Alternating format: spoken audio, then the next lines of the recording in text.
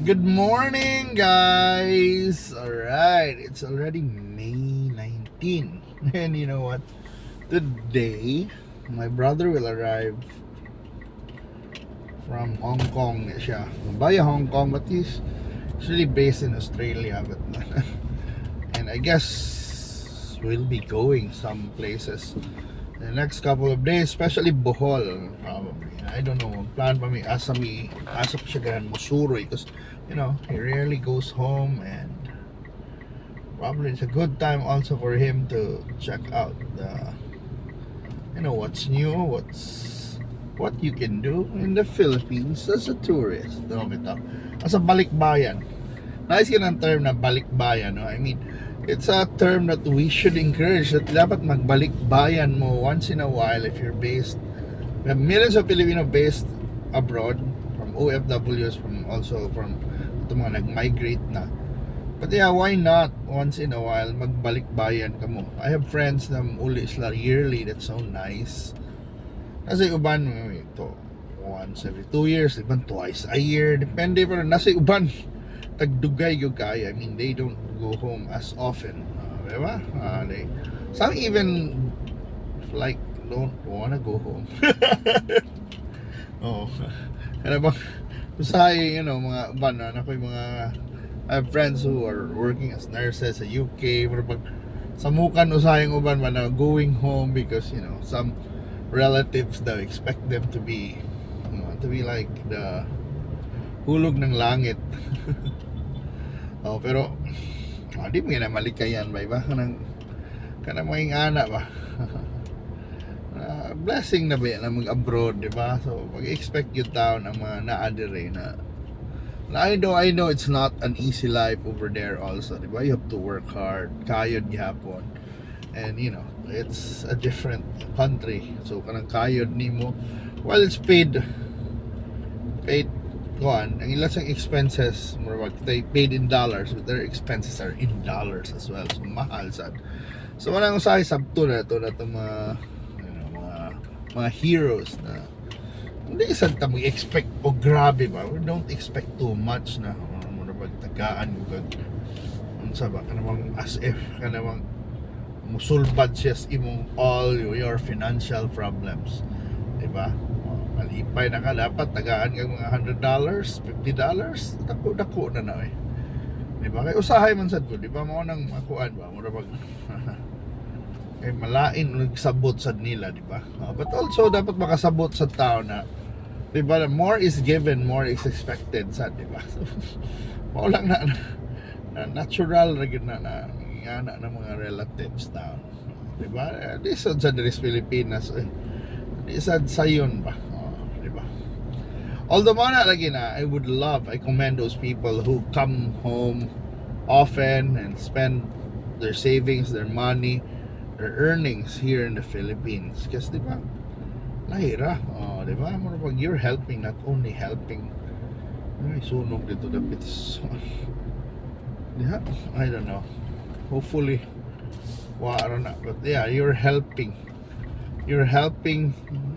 our country, di ba? Maraming ngon ba na, you're helping our economy, you're helping a lot of Filipinos, di ba? Kalibang instead of mangayo nimo by spending your money here, by eating, by going out, somehow you also help a lot of people, di ba? The multiplier effect of the economy, spending. So muna, I commend all those OFWs uli. Salamat po ninyo, daghang salamat. Maybe we can't thank you, this lang mo thank you enough, but I have to thank you, di ba? Dako kay kuana, dako kay mong factor, dako kay mong blessing sa mga, especially sa industry na ako gisuportahan, sa mga food industry, di ba? Sa mga food, sa mga restaurants, hotels, it's a big deal na kaning mga Filipinos who come home na mga on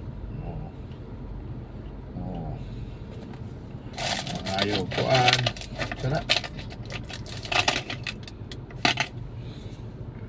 mga on suroy, di ba, mo spend, and that's yeah, in a way that's mo na yung tag hero sa, that's heroic in a way. That's a big thing for all of us here na naatag sa Pilipinas ba. Dako na kay na gasa, dako na kay na natabang. Yan ito, ano siya siyang galing. Oh, dako na kay na nagasa na ang pag-arinyo, pagkaon, pagtabang. Oh, pagtabang sa mga naa diri. Di ba? And yeah, if you have relatives, if you're abroad right now listening, oh, di ba? Laban kayo, fighter kayo. Oh, salamat sa inyo. And mao na. And I know ang Filipinos mo sa daghan yung Filipinos ganahan mo uli ba mo tultol gihapon, di ba? Because most of us still the ones who left ba kanang they're now working or based abroad, they have families here for sure. Dili na or I haven't seen really the whole family na uproot yun baka ng whole mga to the point na imong uncle na sa dito tanang uncles, di ba namin kay balikan na ba mo balikanan dere ang mga Filipino, di ba? Magiuban ilang balikanan ri ilang mga hinigugma, di ba? That's kuansan kin mga long distance relationships, but also lipay sa gaykuana. And for those Filipinos especially kasi dili na sila ni migrate na, they still choose to get married in the Philippines. Oh, di ba? That's salute gyapon, di ba? Nice man a wedding destination yun sa ng Pilipinas, and this is where you can nabila ka na namin yung foreigner sometimes, and then the sila Filipinos pakasal, di ba? Yeah, then they bring the family of their boyfriends or girlfriends or wives na nila or husbands. There is Pilipinas, di ba? And to celebrate their wedding, di ba? So manang believe sad ko.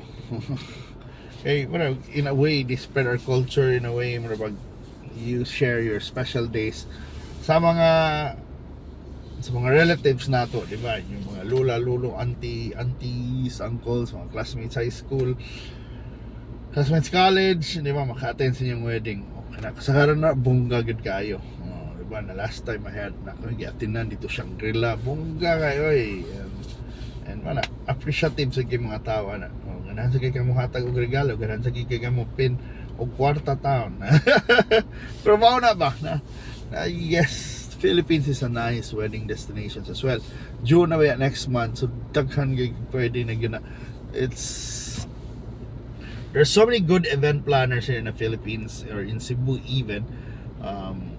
Mga event planners, mga cake makers, di ba mga wine suppliers, mga tihimog invitations na even photographers and videographers. You have some of the most awesome ones, di ba, na mahal kina kung dito mo states kada inyong mga ilang mga services, even nga mga alahas, mga sing-sing, mahal ka na sa states ilang services, pero kung naa sa Pilipinas affordable rin kayo, di ba? I mean mahal na asad, pero di ba affordable yun kayo ba na kumpara dito abroad, di ba? Mga wedding gowns, I've seen mga wedding gowns sa states na $5,000. Imagine na $5,000, right? That's, or even $10,000. Kung sa Pilipinos na kwarta $500,000 na, pero dito dire pahimo kag wedding gown tingin na $50,000, like $1,000 lang, laba na kayo, guwapo na kayo, pulido na kayo, di ba? Nang yeah, okay, let's support our local mga couturier, mga designers, mga wedding gown makers, mga tingin mo mga gowns, kasi affordable naman uban dili lang mo pahimo, yeah, that as a states or abroad if you're getting married there. Di ba? Designers, di ba? Filipino designers, mga sa mga sa Michael Cinco, dali sa mga nagsugod ha, mga Monique Laurier, di ba? Still my point is daghan yun, pwede, di ba? So munang laban ta, we have to support each other, we have to support our local talents, local not only businesses niya, they really are talents. So, di ba? Talents ni sila. And that's something mo na itong kuanan. Tagkaag spotlight ba? Okay, kani mga heroes gyapon ni sila, di ba? And you guys, kung mupalit mo, you're the bigger heroes gyapon. Kamo gyud ang heroes. Di ba? Of course, the consumers are heroes because you help, foster, develop talents. Okay? And ano gyud ang encouragement sometimes when you start a business or when you especially business that involves talent, you need encouragement sa mga tao, and the biggest encouragement is you buying, di ba, the service or the product that's being presented. Di ba? Tay. Kung tahay kuan ka. Di ba? Kung tahay cake maker ka. Di ba? When people buy your cakes, buy your food, di ba? Even post about it. You can help by posting about it.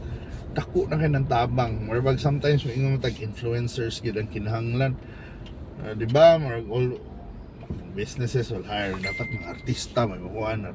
But hey, if people para na ko mas importante pa sa usa ka influencer kumpara kantay na 20 ka tao na mo post nimo independently, that's one big shout out na mo nang di kita dapat kung namoy produktong nalipay mo na inyong gipalit or namoy serbisyo na inyong gipalit, hey, why not ila ra na mag-post, di ba? Post about it. Daang pasalamat ba? That's how the world works right now. Bitaw, social media, but yeah.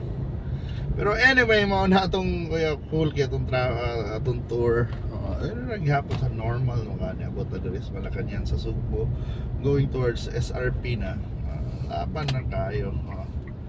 Very short trip pero in a way meaningful alipay ko sa tong storyahan because it's all about you guys, you're the heroes. You're coming here is